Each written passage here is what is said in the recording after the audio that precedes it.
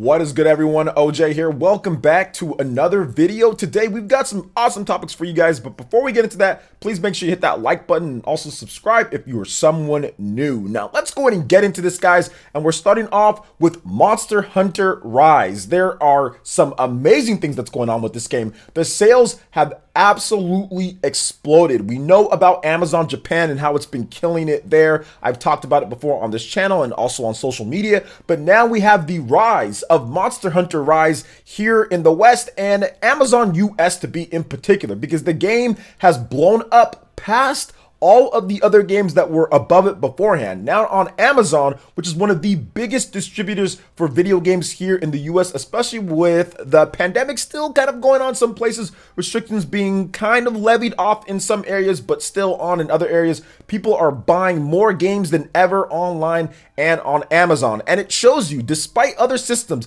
kind of going away from physical, the Nintendo Switch is still the physical king when it comes down to it, because we've got the top 10 games on Amazon, all Nintendo Switch titles. I'm going to go from the bottom to the top. We've got Crash Bandicoot, Hades, Pet Clinic, Cats and Dogs. That seems like it's going to be a Game of the Year candidate there. Plants vs. Zombies. We also have Stories of Seasons, Pioneers of Olive Town. We have the Special Edition and the Regular Edition. Pokemon Snap in at number 3. Super Mario 3D World plus Bowser's Fury at number 2. And then Monster Hunter Rise at number 1. And I wanted to talk specifically about these two games. First, with Super Mario 3D World plus Bowser's Fury, that game was actually tracking number 1 for a while on Amazon, and the sales charts, I just hadn't reported on it in a while, and it kind of goes to show you that this Nintendo Switch and kind of what they're doing, yes, this is a port of the game, but so many people missed out on the game on the Wii U, and then you add in that Bowser's Fury content. Some maybe even suggested that they should have split it up, but I think that while that would have been nice, I guess for some,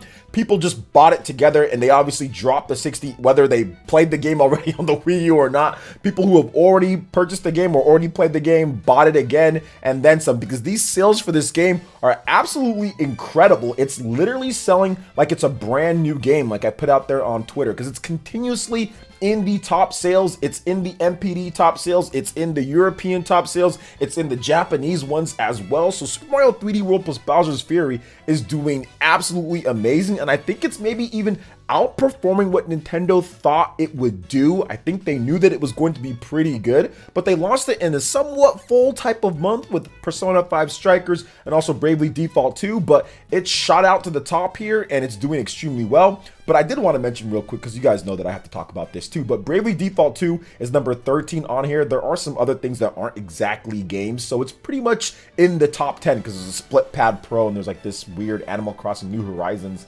type of thing that's going on here, mini pack. But when it comes to games, Bravely Default is in the top 10 as well. So that's really cool to see Bravely Default continue to sell well as well. But let's talk about this here, guys. Monster Hunter Rise in at the number 1 spot. It's pretty much exploded in popularity. Earlier in the day when I first tracked it, or I was tracking where the sales were at, Super Mario 3D World plus Bowser's Fury was actually above it, but now at this point, Monster Hunter Rise has exploded past it, and I think it's because we're getting closer to the release. We're getting people seeing the demo gameplay. You're having people play it on Twitch and just kind of check out the game on YouTube and all that, and more people are starting to pre-order the game physical. More and more people are saying, okay, I'm gonna pick this one up, and it's getting to get a lot of hype at this point, and I'm excited myself. I streamed the demo once again, and I think that this is probably the most that I've played a Monster Hunter game in quite some time. The last time that I actually gave it a real shot was, I think, Monster Hunter on the Nintendo 3DS, Monster Hunter 4. So the fact that this one's already kind of hyping me up and getting me more involved, now that I have people that I know that are hardcore Monster Hunter fans can help me out with this one, it is really cool to play and it's a lot of fun, and I can see why it's got this number 1 spot here. Some are anticipating it selling better than Monster Hunter World, but I don't know about that, guys. Monster Hunter World is like on like 15 different platforms. No, not 15. It's on multiple platforms that have big install bases, with PC, also with PlayStation 4, and also the Xbox One, plus backwards compatibility with Xbox Series of systems and PlayStation 5. So I don't know about that, but here's what I do know. I know that Monster Hunter Rise is probably going to be the best selling third-party game on the Nintendo Switch, and it's going to be quickly. Within a month, it's probably going to be the best selling third-party game and beat out, I think, Mario plus Rabbids might take that title right now. I'm not exactly sure what game. Last time that I checked, it was Mario plus Rabbids. It might have been something else, but it's going to pass it up quickly because I can see Monster Hunter Rise doing 2 million in Japan very quickly, and here in the West, it's going to do millions as well. So this is going to be that title, and Nintendo's pushing it pretty hard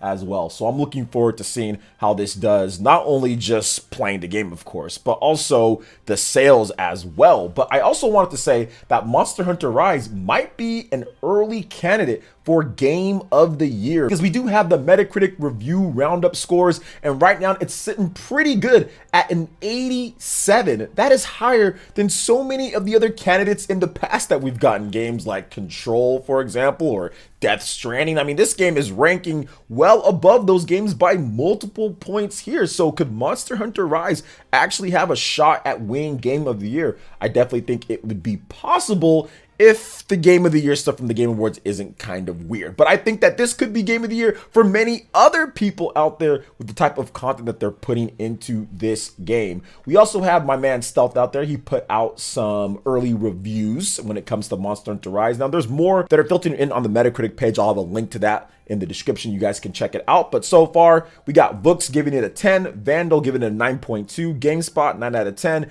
Nintendo Life 9 out of 10, Easy Allies 9 out of 10, Destructoid 9 out of 10, Shack News 9 out of 10, Press Start 9 out of 10, Digitally Downloaded 9 out of 10, FilmWeb 9 out of 10, IGN 8 out of 10, Games Radar 8 out of 10, GamesBeat 8 out of 10, and Game Informer 7.75 out of 10. And there's more too if you click the link in the description. So very good stuff, man. A lot of people giving it great scores. So many nines, so many nines. There's even more in the second part that Stealth put out there, man. So it's great to see. And I'm happy that Monster Hunter is not only reviewing well, but it's also selling well, because I think that this is what people really wanted when they first got the Switch. They're like, hey, Monster Hunter on the go in high quality, not a port, but a brand new game built for the Switch. This is what people wanted, and we're finally getting it, and it's paying off with the review scores in addition to the sales as well. So really good to see that. Really good to see Super Mario continuously doing well, and really good to see physical games taking all of the top spots on Amazon as well, because there is still a market for physical games. There really still is, and the Switch is kind of the last bastion for that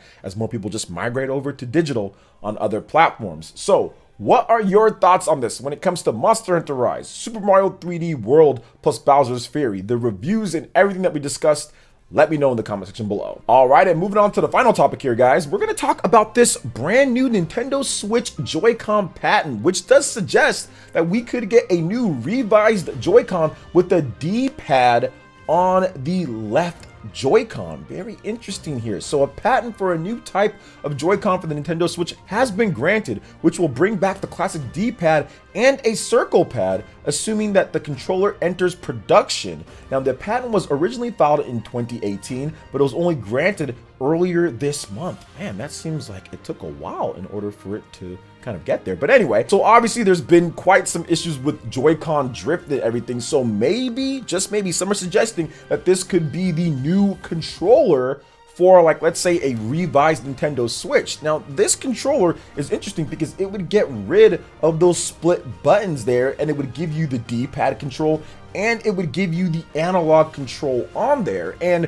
the reason why Nintendo would do this is because maybe they see that people really aren't taking apart their Joy-Cons and playing them sideways like that, or even if they are, I mean, you could still use the two other buttons. It seems like it has like a couple buttons there based on that. It might be a little bit awkward, but it would still work for that. But this alternate Joy-Con design, you know, Nintendo's done this before. I mean, they did it back in 2018. It was filed and everything, but you know what? It just kind of got approved right now. So this could very well be some type of prototype or some type of thing for the next Nintendo Switch Joy-Con controller, or maybe even the Switch Pro controller that has been rumored, the Switch Pro that is. But very interesting to see this, and I think that that would be great, right? People have been complaining about Joy-Con drift for quite some time. It's been a thorn in Nintendo's side. So if they can put out a revised Joy-Con that actually has this D-pad that gives you great control if you want to play certain games, right, like a 2D game or something like that, but then also has some type of revised analog stick in there to where you don't get the drift, that would be a